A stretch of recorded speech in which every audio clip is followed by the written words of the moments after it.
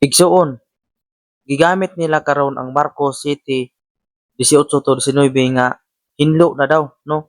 Kay ingon ng atong Ginoo dinha, atong Ginoong Hesus na kanang dili ang mosunod sa baba ang makapahugaw sa tao, kundili ang magagula sa baba.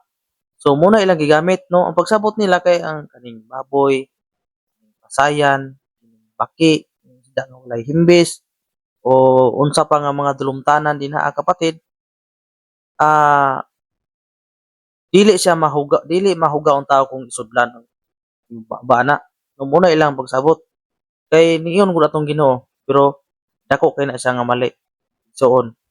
Nganuman, tungod kay kung imong basahon mga kapatid, no, basahon nimo dinha sa Marcos City 1 hangtod sa 5, ang gi ah, ang kuan man gud ang context man gud ana kapatid na ang giingon dinha na ang mga tinun-an sa ato ang Panginoong Hesus nangaon sila diretso nga walay panghunaw.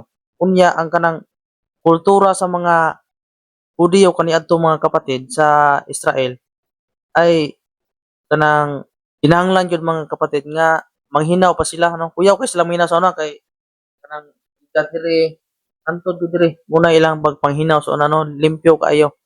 So pag nakakita ang mga Hudiyo mga kapatid nga nangaon ang mga tinun-an ni Ginoong Hesus nga walay panghinaw, moto nga giingnan sa mga Hudiyo nga nahugaw kay nangaon.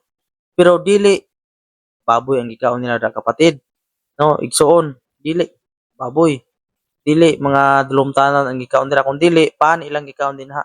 No, mabasa gyud nato na paan ilang gikaon dinha igsuon, dili mga dulumtanan. Moto nga giingon sa atong Ginoong Hesus nga dili ang mosulod sa baba mo'y makapahugaw sa tao kundi kadtong magagula. Pasabot ana igsuon, pwede ra ka mokaon og walay panghinaw dili ka mahugaw. No, kay di man na hugaw imong gikaon. Pero kung hugaw na imong gikaon igsoon bisan pa kung saon imong hinaw-hinaw dinha, ngan nga hugaw na imong gikaon, mahugaw gyud ka. No, kay hugaw man ang imong gikaon. Pero kung hinlo imong gikaon bisan pag wa kay panghinaw, mo na ibot pasabot sa atong Ginoo ba. Kung hinlo imong gikaon bisan pag wa kay panghinaw, dili ka mahugaw. Kay di na makapahugaw kay hinlo man na siya pero sudlan nimo imong babaw hugaw, hugaw gyud ka. No, hugaw man ang baboy nga giingon sa Biblia. Nya mo na imong isud sa imong baba, mahugaw gyud ka. Pero sudlan nimo dili hugaw, may man ipasabot atong maayo para makasabot ning uban nga pataka ra gamit anang mga bersikuluha nya wa dayto ka sabot, no. Tudlo pa rin sa mga tao nya mga tao wa poy tunto og Biblia, tuo po dayon. Mas maayo ning ato gyud na silang pasabton ug maayo. Mao na no nga ang context diri dinha nangaon ang mga apostoles nga walay panghinaw. Unya ilang gikaon pan dili baboy, dili pasayan, dili mga isda nga walay himbis, wala sila nagkaon ana kay kabalo sila nga bawal na sa Ginoo, no.